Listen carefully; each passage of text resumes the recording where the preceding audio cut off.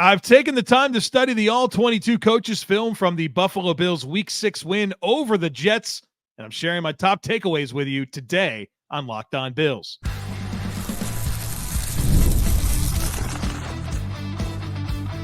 You are Locked On Bills, your daily Buffalo Bills podcast. Part of the Locked On Podcast Network, your team every day. What's up, Bills Mafia? It's Joe Marino, author of Go Bills and Buffalo's Run, also the co-host of the Locked On NFL Scouting Podcast, and I'm your host of Locked On Bills. Want to thank you for making Locked On Bills your first listen every day, and a big welcome and shout out to our everydayers. You know who you are. Those of you who never miss a single episode, I appreciate y'all being here very, very much. I'd also like to invite you to subscribe or follow for free on YouTube or wherever you listen to podcasts. We're part of the Locked On Podcast Network, your team every day. Today's episode is brought to you by FanDuel. Place your first $5 bet, and you'll get started with $200 in bonus bets guaranteed. Just visit FanDuel.com to get started. Well, folks, welcome in. Time for the All-22 review. Little later than I wanted it to be, but obviously the trade for Amari Cooper really changed the course of my day yesterday. So All-22 review coming your way right now. We're going to talk about the passing offense, the rushing offense, defensively, a lot of things that stood out to me, snap counts, studs and duds. You know what we do here on the All-22 review. Let's start with the offense, and in particular the passing offense, because that was the function of this team that was really under the microscope coming out of back-to-back performances against the Texans and Ravens where it just wasn't good.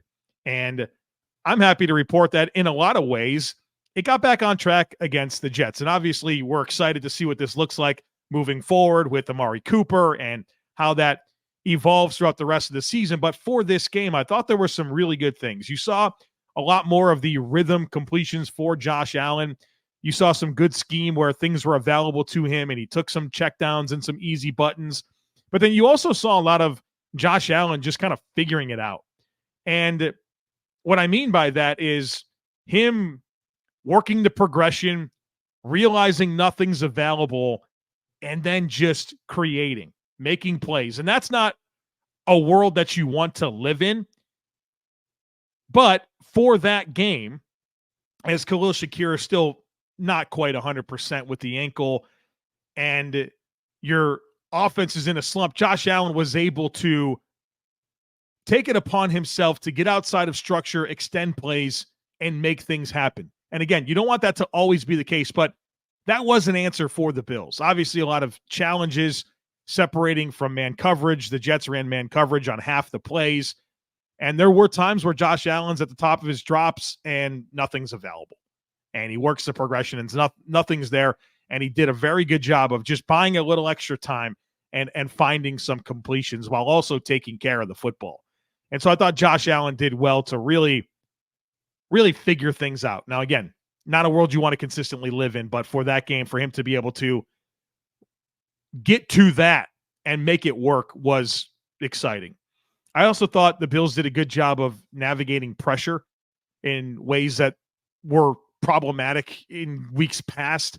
And a lot of that just came down to Josh Allen, his recognition of where the protection was vulnerable, realizing that the Jets had answers for that, and then just getting the ball out of his hands. And sometimes it was just, hey, I'm going to throw it out of bounds, or I'm going to target someone down the field, and you'll get a PI call or something like that. But I thought Josh Allen navigated that pressure to make sure that it didn't turn into negative plays.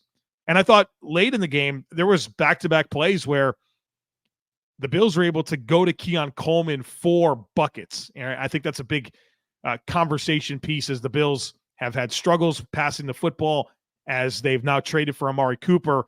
The question that you kind of had was, who can go get a bucket, right? Get open, catch the football. You just need a rhythm completion. And I thought twice late in the game, the Bills were able to do that with Keon Coleman. Once on a quick glance route. Remember the throw against the Texans where it hit Keon Coleman in the back of his head. He didn't know the ball was coming. Well, they got that figured out, and they were able to get a nice completion on that play. But also later on, just kind of a comeback route at the sticks, and Josh is able to anticipate the break and beautiful rhythm, threw it to Keon, good catch, got a few yards after the catch. It was nice to see that. And so as the Bills are in the process of onboarding Amari Cooper, thinking about having more opportunities to do that as, of course, Shakir gets healthy. You feel like this passing game's heading in a better direction than where it was a couple weeks ago. So very satisfied with the rhythm moments, with some of the scheme that allowed for easy throws for Josh, but then also, hey, when it wasn't there, let's just make it happen. And you saw that with the throw to Curtis Samuel down the field, with the Ray Davis play, and even other times where he got outside the pocket, found Kincaid on a shallow cross, that type of stuff. So good job by Josh Allen creating offense and getting this offense back on schedule. Let's talk about the rushing offense. Obviously, Ray Davis, a huge game, 150 yards from scrimmage. It was terrific. And one of the questions that I had about this game in particular was, first of all, would it be Ty Johnson or Ray Davis if James Cook couldn't go? And of course, we got our answer. Ray Davis had 23 touches. And Ty Johnson still played well, 4 carries, 30-something yards. He was good. But this was the Ray Davis show. And one of the trends with the Bills rushing offense has been when James Cook runs the ball, it's a zone-oriented attack. When Ray Davis runs the ball, it's much more gap-oriented. And one of the questions I had with Ray Davis coming out of Kentucky was, what is his vision like executing zone runs, where in zone runs, it's really about the running back anticipating creases, get his foot in the dirt, and get downhill. And in this game, on the 20 carries for Ray Davis, 12 were zone runs and 8 were gap runs. And I thought he was comfortable executing either, which is very good. Showed good vision, good patience as a zone runner. And I showed some examples of this in the All-22 clips that I sent to the subtext subscribers. So if you wanted to get those clips for yourself, I think I did over 30 minutes worth of film breakdown for this Jets game, showing different plays. And part of that was highlighting a lot of Ray Davis and how he executed, but also some good examples of his vision on zone runs. And so if you want to get those clips, join the Locked On Bills subtext community. There's a link in today's show notes to be part of that. You also get my first reaction to all major Bills news. So obviously yesterday I'm texting people all day about Amari Cooper and get the film clips this morning, all kinds of cool stuff with that. So check it out, link in today's show notes. But the vision for Ray Davis was really strong in this game. And obviously the physicality really popped. That's a missing component when James Cook is the lead back. He's a good player, right? Creates space for himself, receiving upside. He's got a lot of agility and a slashing style about him, but there's not pop in his pads, right? Ray Davis came out and spoke with his pads and got yards after contact. The physicality was awesome to see. And it gets me excited about the two of them working together in this backfield moving forward. Surely Ray Davis inspired trust and confidence from the coaching staff in this game that should unlock more opportunities for him to be involved moving forward. And I think him and James Cook, good complementary pair of backs where you do have a physical presence in Ray Davis. And in James Cook, you have that slashing style that I think complements each other extremely well. Say what you want about James Cook, good player, productive player, just not a physical player.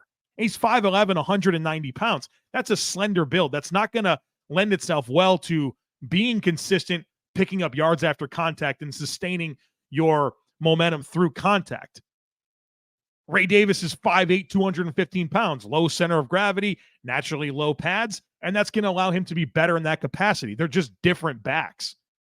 But I thought that physical element was just really big for the Bills in this game, and I want them to incorporate that moving forward in concert with James Cook. So I'm excited to see how this rushing offense evolves the rest of the year. So there's good momentum here in both phases of the offense. Passing game kind of gets out of a slump against a good Jets defense. You have Amari Cooper coming in, and I think that's so big for this offense. And then you've got Ray Davis here that you should trust. Put him with James Cook and really evolve your rushing offense as well. It's exciting to think about the prospects of this moving forward. I'm excited to see it happen.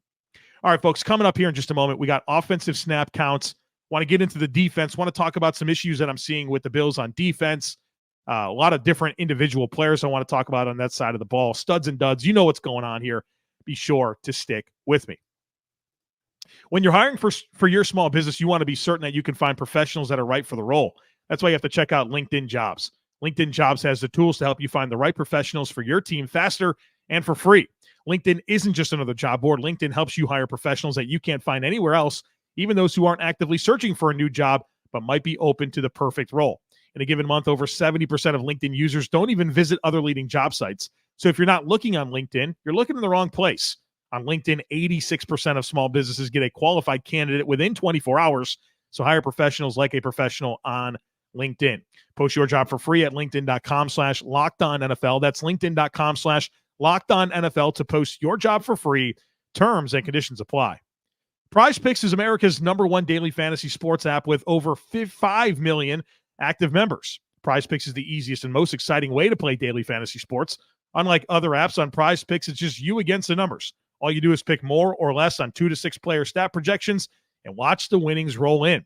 Prize Picks is the only real money daily fantasy sports platform with an injury insurance policy, so that way your lineups stay in play even if one of your players gets hurt. So download the Prize Picks app today and use code LOCKEDONNFL and get $50 instantly when you play $5. That's code LOCKEDONNFL on Prize Picks to get $50 instantly when you play $5. You don't even need to win to receive that bonus. It's guaranteed. Prize Picks, run your game. All right, folks, let's talk about the offensive snap counts here. 68 snaps for the Bills on offense. I'll give you the percentages of those snaps that each player played. Josh Allen, 100%. At running back, Ray Davis, 58%. Ty Johnson, 36%. Reggie Gilliam, 7%. Frank Gore Jr. was elevated from the practice squad for this game, did not log a snap on offense. Tight end, Dalton Kincaid, 80%. Dawson Knox, 61%. Q Morris, 6%. And Alec Anderson, the utility blocker, 22%. On the offensive line, Osiris Torrance, Connor McGovern, David Edwards, 100%. Spencer Brown and Deion Dawkins, 96%. I think the Bills very purposefully didn't have them on the field at the end of the game for the kneel downs. They brought in Ryan Vandemark and Alec Anderson for those two snaps. You know, things can get a little chippy with Spencer Brown and Deion Dawkins, especially against this Jets team. And so they left those guys on the side, and Anderson and Ryan Vandemark came in for the kneel downs at the end. So Brown and Dawkins, 96%. At wide receiver, Mack Hollins, 67%.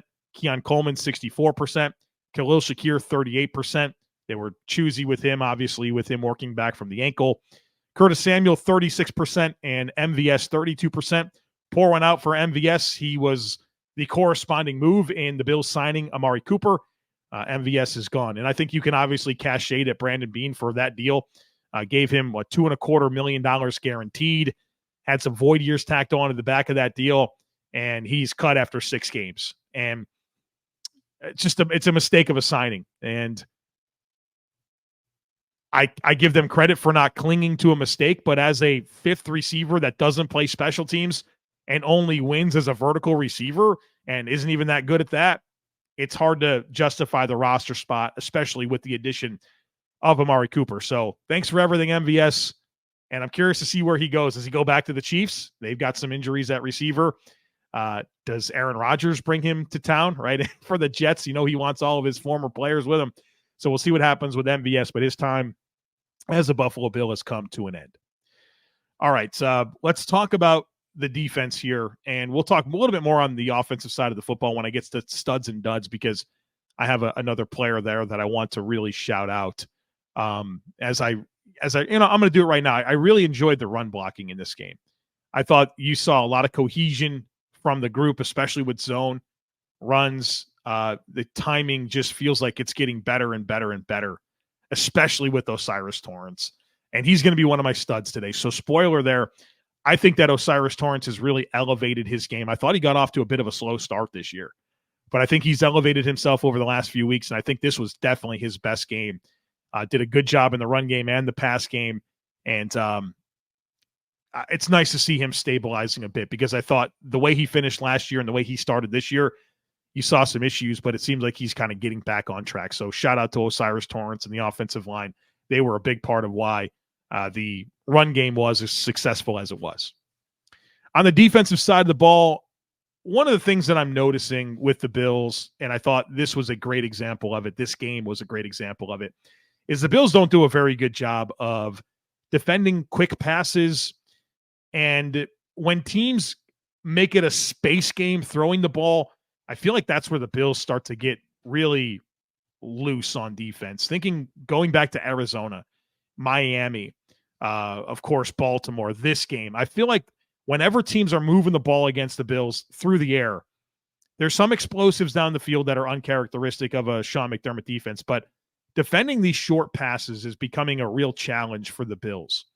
And the Jets were pretty successful at throwing short passes. Let me give you some numbers here to kind of back this up. And these are year-to-date numbers. 55.8% of all passing yards against the Bills this year come after the catch. Teams are getting a lot of run after catch on the Bills. The sixth highest percentage of passing yards against a defense in the form of yards after catch is the Bills. The Bills also face the eighth lowest average depth of target in the NFL. So teams aren't really going down the field often against the Bills. So they're throwing shorter passes. And this is the big number here.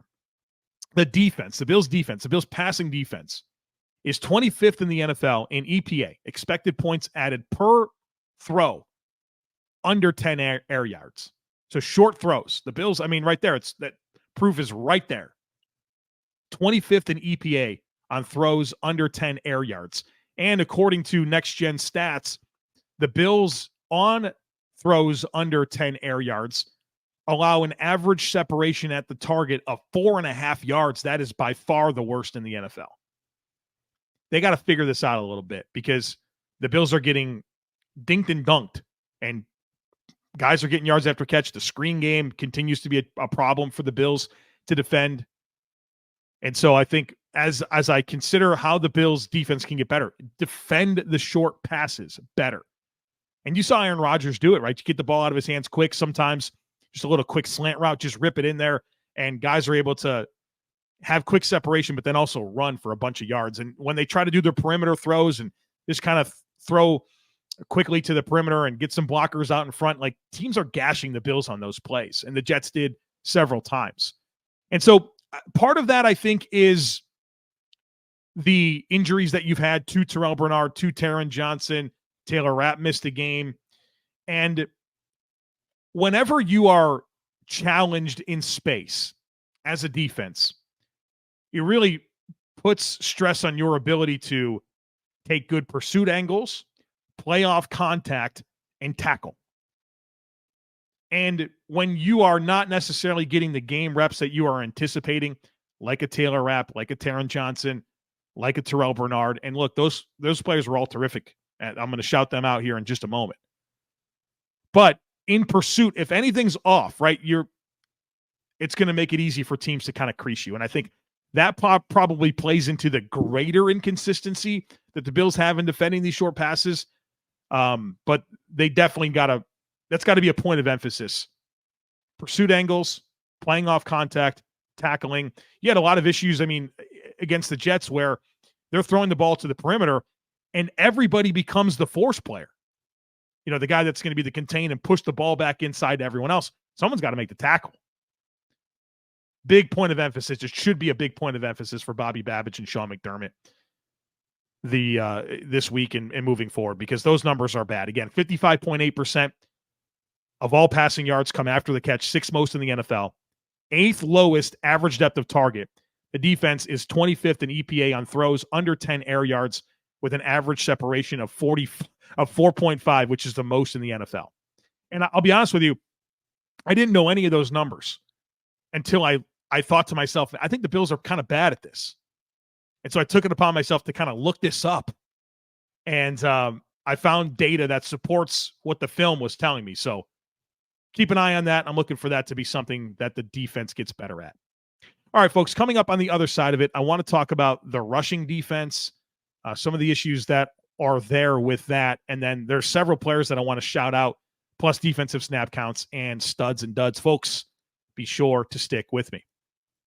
Hey, NFL fans, you could start the season with a big return on FanDuel, America's #1 sportsbook. So when you get a hunch in the middle of the game, you can check out the latest stats, view live play-by-play, and so much more on the same page where you place your bets. You'll get started with $200 in bonus bets guaranteed when you place your first $5 bet. That's FanDuel.com. All right, folks, let's talk a little bit about the run defense. The Bills give up, 121 rushing yards, 5.8 yards per carry. The Jets haven't run the ball on anybody all season long. And so what happened, right? I want to remind you of the choices that the Bills make when they play defense. Giving up rushing yards has been a thing for the Bills under McDermott forever. They don't structure their defense in a way that's favorable for consistently stopping the run. And against the Jets, they gave the Jets 6 or less in the box on 76% of snaps. The Jets ran the ball into a light box, 6 or less defenders in the box, 76% of the time. So right off the bat, it's always going to be a little harder. And that puts a lot of stress on your defensive line, right? That's when Sean McDermott talks about it starts with up front. They put a lot on that defensive line to defend the run. And boy, there was some rough stuff when you're watching Zion Logue. This guy, I don't know. I'm not sure he's a player. Maybe he'll get better, but he got worked in this game. He didn't play a ton of snaps, but he was getting washed left and right. And I thought Dewayne Carter certainly regressed compared to last week in terms of his run defense. And so those two guys I thought were underwhelming. And then Austin Johnson, working back from injury, felt like he wasn't quite 100%. And so that led to some very shaky run defense, particularly with the front, and in particular, Zion Logue. I don't know. I'm not sure about this guy. And so light boxes combined with subpar defensive tackle play, it's going to be tough to stop the run. So just remember, as the Bills give up rushing yards, remember, it's their choice to do that. They're not structuring their defense to be positioned to be a very good, consistent snap in, snap out run defense. Now, in situations where they want to do that, they tend to be pretty good, and they get a lot of stuff. They get a lot of negative plays when defending the run. But on a snap-by-snap basis, you're going to see inconsistency. Remember, that's how the Bills choose to play defense. And there's nothing wrong with it. It works pretty well, except for occasionally you get that Ravens game or you get that Colts game or that Eagles game, different things that have popped up throughout the years, and which usually correlates with, hey, you're not scoring points. A big part of the Bills' run defense is their ability to score points and get teams out of their rhythm offensively. I want to shout out some players here. I thought there were some really outstanding efforts on the defensive side of the football. Of course, Taylor Rapp, I think, is front and center. 3 huge pass breakups. Garrett Wilson in the end zone takes away a touchdown. The play before Taron Johnson's game-clinching interception, huge pass breakup over the middle of the field that changes probably everything. If that play doesn't happen, who knows what happens from there. Some huge tackles as well for Taylor Rapp in the red zone. Even Breece Hall was streaking down the field, and Taylor Rapp was able to get him down at like the 6, and the Jets wound up coming away with no points in that possession. Taylor Rapp was monumental in this game, and the Bills' defense is just better when he's on the field. And I thought he played a lot better towards the end of last season. I thought he was a much better player with the Rams compared to what he showed for the most of last year. The Bills' defense is better with him on the field. Is he an elite player? No, but I think he's a good starter for this defense. Had a great game. And I think anybody that watched the game, you felt that and you knew that. Taron Johnson, welcome back. This guy, anytime you watch him play football, you just realize how good of a player he is. And he's got such a tough job, but his ability to tackle and defend the run is pretty special. And yeah, the Bills gave up some runs. We talked about why. They're always going to. But Taron Johnson's the guy that kind of takes away a lot of that. And after studying this defense the last several weeks with Cam Lewis, and then seeing Taron Johnson in this game back, boy, the difference is huge. Absolutely huge. Obviously, the game-clinching interception. And look, Taron Johnson doesn't get a ton of interceptions, but I was talking with some folks in the subtext community and in our Discord channel. It's like whenever Taron Johnson gets an interception, it's like the hugest interception ever. Obviously, this one. He had the pick 6 in the playoffs against the Ravens. And then the Kansas City game a couple of years ago, 2022, picks off Patrick Mahomes on that last drive to save the game. I mean, huge. I mean, some of the biggest interceptions the Bills have had over the last 5 years have come courtesy of Taron Johnson. Just a good football player. Terrel Bernard. Oh, man. I thought he really elevated himself compared to last week. He was good last week in his first game back, but seeing him in this game, he was just even more confident. And his coverage skills are so good. I can't explain how. I'm going to try to explain. That's my job here, right? In pass defense, he does such a good job of feeling what's behind him. And what he does is he's able to read the backfield and then get himself in positions to cap routes and take them off the menu and then force the quarterback to go somewhere else. So, yes, he makes plays on the ball. Yes, he makes big tackles. But it's also how frequently he's able to read the backfield and cap a route and force the quarterback to work deeper into the snap. He's so good at it.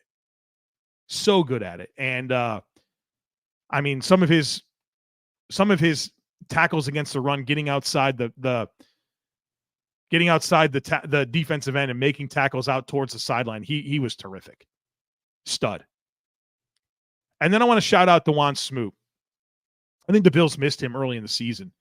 He started this game, and AJ Epenesa came off the bench, and I thought that maybe was best for both players. Where Epenesa is kind of used to that role, and he had a 2-sack game and 2 really good rushes against Tyron Smith. Once he was able to swipe the hands and win the edge and make the sack. The other speed to power conversion, got his hands fit, and then was able to loop inside and get a sack. I mean, 2 great sacks from AJ Epenesa. But Dawson Knox is just such a sound player. Like, his run defense is really good, fundamentally sound. Like, exactly what I told you he was going to be. He's a better version of the Shaq Lawson role.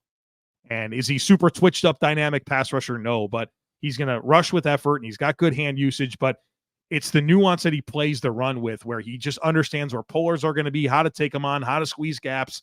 He's a good piece of this defense. And then, of course, he gets some chances to rush from interior gaps as well. So Dawson Knox very quickly acclimating himself after missing some time early. And I think he's going to be an important part of this mix moving forward. But obviously, I think this defense is missing Ed Oliver and Von Miller in a big way right now. Defensive snap counts. The Bills played 63 snaps of defense. At defensive tackle, Daquan Jones, 71%, Dewayne Carter, 54%, Austin Johnson, 29%, Zion Logue, 25%. Ed Oliver, return soon, please. At defensive end, Greg Rousseau, 75%, Dawson Knox, 68%, AJ Epenesa, 56%, Casey Toohill, 22%. Javon Solomon didn't play any snaps on defense. And, yeah, I'm excited for Von's return. I think we got, 2 more games? At linebacker, Terrel Bernard, 100%. Dorian Williams, 95%. Balen Spector, 2%. I want to talk about this with Dorian Williams. This is significant. This is the first game where the Bills didn't take him off the field on passing downs. They typically bring in Jamarcus Ingram. Dorian Williams goes out. Wasn't the case. I don't think Dorian was on the field for the Hail Mary sequence at the end, those last couple plays of the second quarter. But every other situation where they would normally bring in Jamarcus Ingram, they didn't with Dorian Williams, which is another very positive sign for his development. And he's becoming an every down player and a good one at that. And I feel like he just gets better every single week. At corner, Benford and Douglas, 100%. Taron Johnson, 98%. Cam Lewis, 5%. And then at safety, Rapp and Hamlin, 100%. And as I mentioned, no snaps on defense for Jamarcus Ingram. Studs and duds. My studs in this game. Josh Allen, 3 touchdowns, figured it out on offense when things weren't there. Ray Davis, was that the most yards from scrimmage from any rookie running back so far this year? Excited to see how he continues to get opportunities the rest of the way. Osiris Torrance, absolute stud in this game. Dalton Kincaid should have had 7 catches. Josh missed him on the one target that wasn't a completion, but he was a big part of Josh Allen and being able to figure it out. Was a lot of times rolling out and finding Dalton Kincaid, but then also some good rhythm completions as well. Taylor Rapp, absolute stud. Taron Johnson, absolute stud. Terrel Bernard, absolute stud. AJ Epenesa, 2-sack game. You are a stud. Duds, Zion Logue, rough. rough. I'll tell you that. Dewayne Carter. He played hard. John Simpson and Elijah Vera Tucker and Joe Tippmann, that middle three, they worked the Bills' defensive tackles pretty good. And then Tyler Bass, that extra point, it was blocked. Quentin Williams didn't even have to jump. He just basically stuck his hand up and, like an afterthought, blocked the extra point. Terrible. Just terrible. And then he missed from 47, and I watched the mechanics of that kick, and it's like he's on the left hash and just pushed it way right, and like his mechanics just seem off. I don't know. It's very concerning, and I know everyone's concerned about Tyler Bass. I am too. Everybody wants the Bills to have a different kicker. It's a complicated situation, obviously, where anybody that you would bring in is available for a reason. And so it's like, do you really just go from one inconsistent player to another inconsistent player and accumulate $7 million in dead cap space just to move on to get a different player? I don't know. I don't think there's an easy answer there. I certainly am nervous about Tyler Bass, and I'm sure there's probably going to come a game this year where the Bills don't have a chance to win it because Tyler Bass. But I don't know that there's easy answers out there to fix it. So I think if you want to give criticism to Brandon Beane, you probably should have signed somebody to the practice squad. I mean, you got like 4 practice squad wide receivers. Why not have somebody on the practice squad that you're at least looking at, so that way you can feel comfortable if you want to make that change, that you've seen this player, or at least Tyler Bass probably deserved to have some competition throughout the course of the offseason. He had none. So I think there's certainly blame to go around that's not Tyler Bass, but I do understand how complicated of a situation it is with the contract and the dead cap. And, it's not, again, if it's week 6, there's not like good kickers sitting around. And the names that people bring up, I mean, they've had seasons as bad as Tyler Bass has recently as well. So hopefully there's a great story at the end of this. I'm nervous about it. I just don't feel like there's a clear answer on what to do. And I know that there's a lot of spirited opinions about all this. That's where I stand on it. All right, folks, that's going to do it for us here today on the All-22 review. Thank you for being here. Next up, we're going to start getting ready for week 7. Bills hosting the Titans, crossover Thursday, my primer, and then, of course, our final thoughts podcast as well. So don't miss anything. Make sure that you're subscribed. Would love it if you took a second to rate, review, and share the podcast. Have a great rest of your day, folks. Go Bills. I look forward to catching up with you again real soon.